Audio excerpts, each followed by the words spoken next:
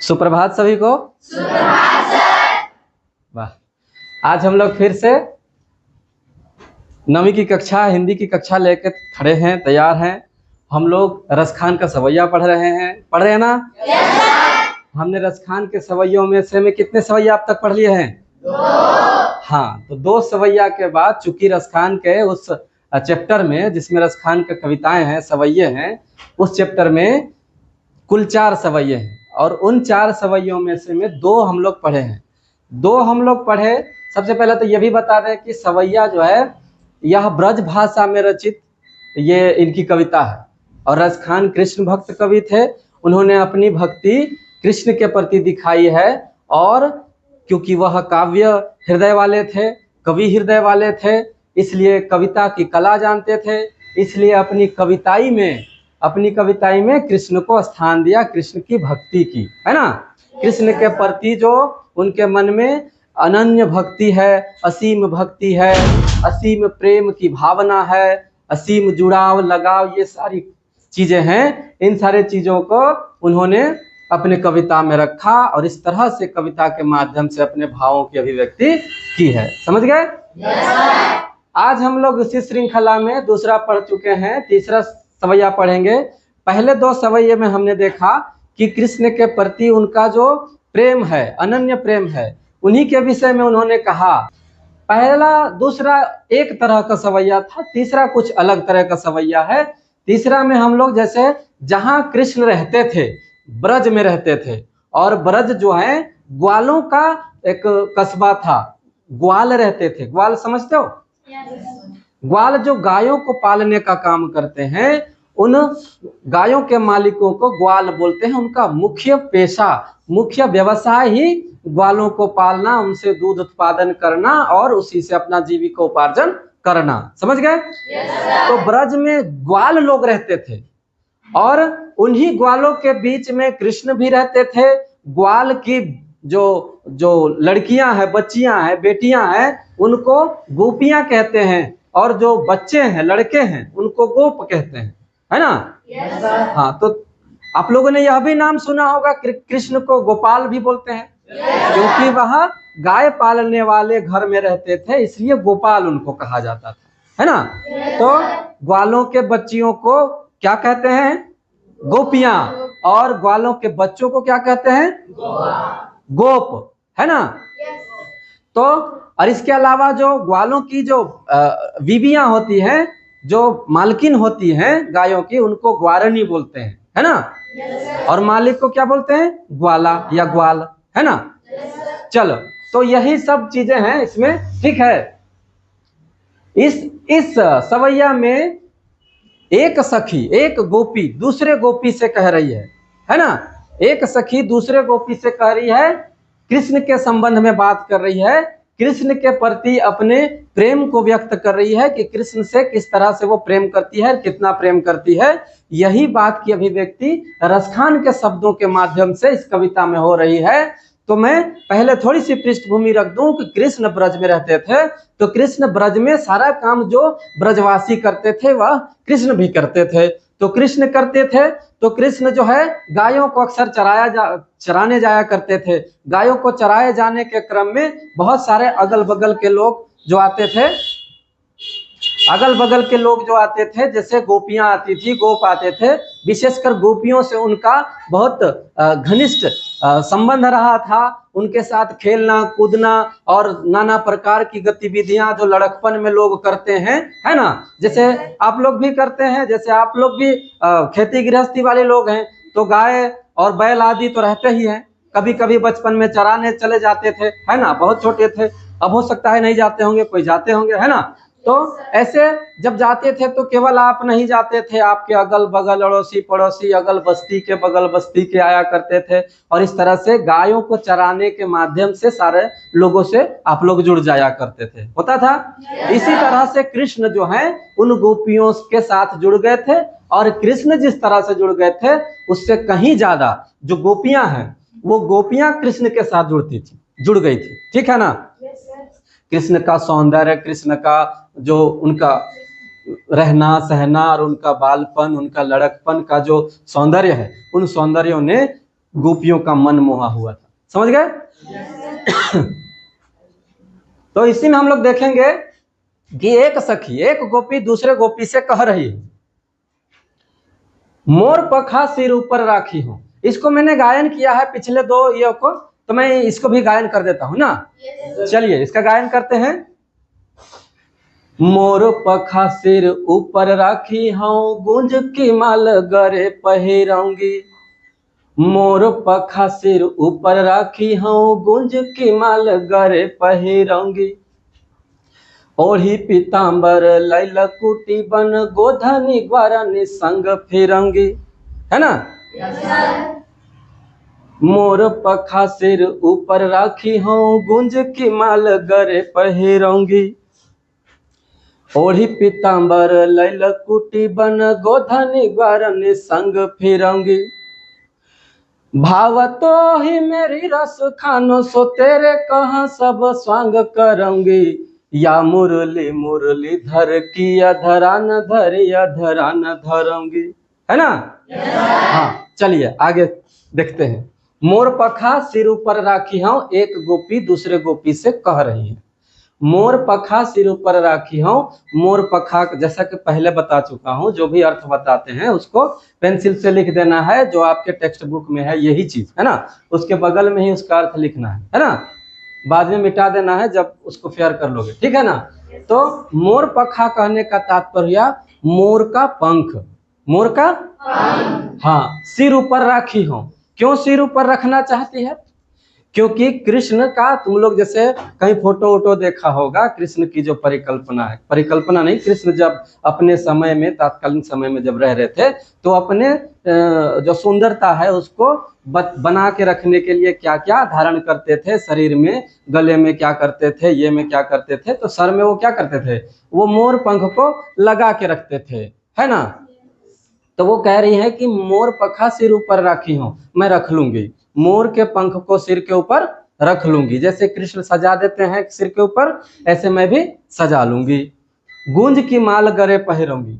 गूंज एक प्रकार का पौधा है, जैसे हमारे आसपास में एक पौधा है जिसका नाम मैं फिलहाल भूल जा रहा हूं, लेकिन वह पौधा जब वो मटर के तरह का होता है, जैसे मटर के बीच में जो दाने होते हैं, मटर का जो पेटी बनता है उसके बीच में दाने होते हैं, है ना, इसी प्रकार एक पौधा होता है, मटर के पेटी जैसा पेटी रहता है और बीच में दाना रहता है। जब वो पौधा सूख जाता है, जब वो पौधा सूख जाता है तो सूखने का कारण क्या होता है कि उसमें से का अंदर का जो दाना है वो अपना मूल जगह से झड़ जाता है और उसी पेटी में रह जाता है।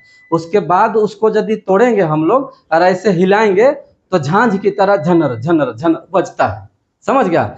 ऐसा ही गूंज का एक पौधा है जो ब्रज के जंगलों में मिलता है ना। तो गूंज का माला बना के वो पहनते थे, कौन? कृष्ण। तो मैं कृष्ण की तरह सिर के ऊपर मोर पंख भी रख लूंगी और गूंज की माला भी गरे पहनूंगी, गले में पहनूंगी, है ना। उसके बाद ओढ़ी पीतम्बर लय लकुटी बन। पीतम्बर कहने का तात्पर्य हुआ पीला कपड़ा। अंबर का मतलब होता है कपड़ा। अंबर का एक और मतलब होता है, क्या मतलब होता है? अंबर का मतलब होता है आकाश, है ना। हाँ, तो आकाश और कपड़ा दोनों ही अंबर का मतलब होता है। तो पीतम्बर मतलब यहाँ अंबर का मतलब हुआ कपड़ा, वस्त्र। और कैसा वस्त्र? जो कि पीले रंग का वस्त्र है। कैसा वस्त्र है? पीले रंग का वस्त्र है। ओढ़ी पीतम्बर लय लकुटी बन। लकुटी का मतलब हो गया लाठी। क्या हो गया? लाठी। जिस लाठी को कृष्ण मैंने अपने साथ रखे रहते थे, है ना, उस लाठी को भी मैं लेके पीला वस्त्र पहन के और ओढ़ के और लय लकुटी बन मतलब लाठी को लेके बन, गोधन ग्वारणी संग फिरंगी। जैसे कृष्ण ग्वारनियों के संग, गोपियों के संग जैसे वनों में फिरते रहते थे, है ना, उसी प्रकार मैं भी फिरूंगी, मैं भी घूमूंगी, है ना। उन जंगलों में, ब्रज के जंगलों में ग्वारनियों के संग जिस तरह से कृष्ण घूमते थे, है ना। ये चारों चीज देख लो तुम लोग। मोर पखा को सिर ऊपर रखना चाहती है, गूंज का माल गले में पहनना चाहती है, और पीला कपड़ा वस्त्र धारण करना चाहती है अपने बदन पे, और लाठी लेके वन में ग्वालियों के संग, गोपियों के संग घूमना चाहती है ना।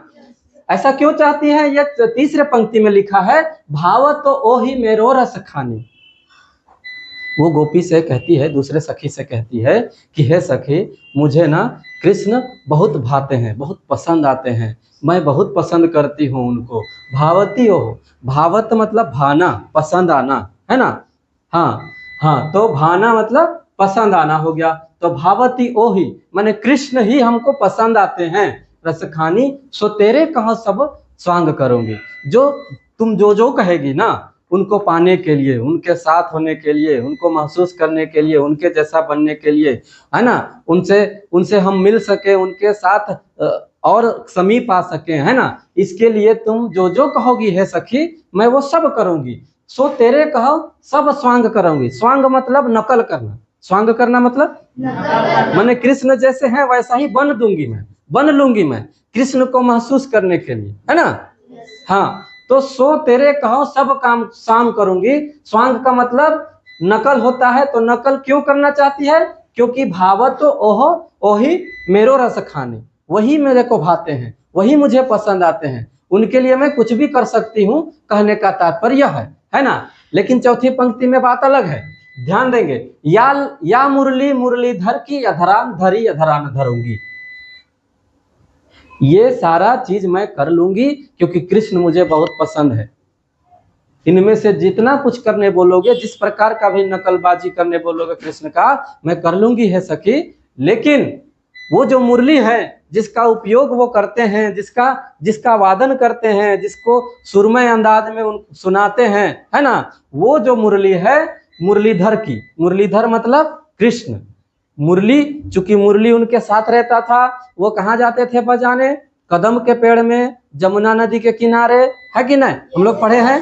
तो दिन भर उनके साथ मुरली रहता था। तो मुरली चूंकि दिन भर रहता है, इसलिए कृष्ण को मुरलीधर भी बोलते हैं, मुरली को धरने वाला, है ना। तो मुरलीधर मतलब कृष्ण, या मुरली मतलब वह मुरली जिसको, जो मुरलीधर की मुरली है अधरान धरी, मुरलीधर की अधरान धरी। मुरलीधर की अधरा मतलब होठ होता है, क्या होता है? होठ। तो मुरलीधर की होठ, मुरलीधर के होठ में जो मुरली रखा रहता है दिन भर, है ना, इस मुरली को वो बजाते हैं, मतलब होठ से लगाए रहते हैं, है ना। अधरा न धरूंगी, उस मुरली को अधरा न धरूंगी। जो अधरा में धरा रहता है उनका, उसको अधरा न धरूंगी, मैं अपने होठों से नहीं लगाऊंगी, है ना। वो जो अपने होठों से लगा के दिन भर रखते हैं कृष्ण, उस मुरली को मैं अपने होठों से नहीं लगाऊंगी, है ना। क्यों ऐसा क्यों कहती होगी? क्योंकि सारा कुछ करने के लिए रेडी है, ये करने के लिए क्यों नहीं रेडी है, बता सकते हो? देखो, भाव यह है कि कृष्ण के प्रति इतना प्रेम है गोपी के मन में कि कृष्ण, इनको लगता है कि कृष्ण हमारे साथ दिन भर रहते हैं, हमारे लिए समय देते, हमारे साथ ही रहते और हमारे साथ ही पूरा दिनचर्या बिताते। लेकिन ऐसा नहीं करते हैं, और ऐसा नहीं करने का एक मुख्य कारण यह है कि वह मुरलीधर है, मुरली को बजाते रहते हैं, और मुरली बजाने के लिए हम से दूर चल जाते हैं, हमसे दूर चल जाते हैं, है ना। तो हमसे दूर चल जाने के लिए जो कारण बनता है, वह कारण कौन है? मुरली है। जैसे कोई किसी को प्रेम करता है, कोई मान लो किसी को प्रेम करता है, उसको वो चाहता है कि वह मेरे साथ रहे, मुझे मान दे, मुझे सम्मान दे, मेरे ही साथ रहे, मेरे ही साथ समय बिताए, और पता चला कि कोई दूसरा है, कोई दूसरी है एक्चुअली, जो उसको समय देने के चक्कर में हमको समय नहीं मिल रहा है। तो फिर उससे क्या होगा?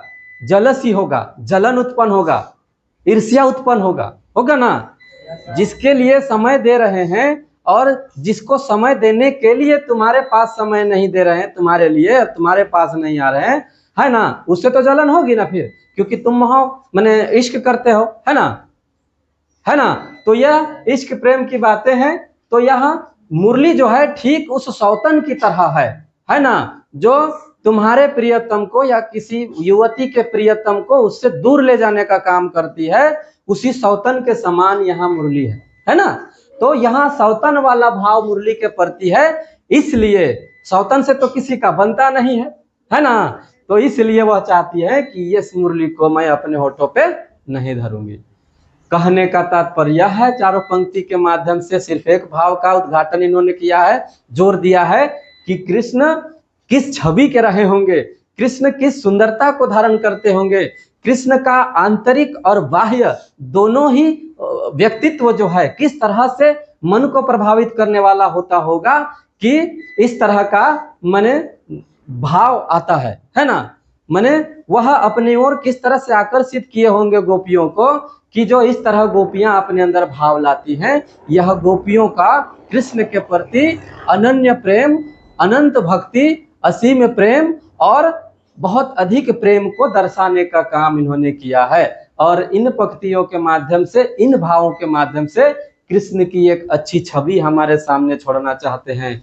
कृष्ण के प्रति जो हमारी आस्था है, जो हमारा विश्वास है, उस विश्वास को बढ़ाने का काम हमारे प्रिय कवि जो है रस खान ने किया है।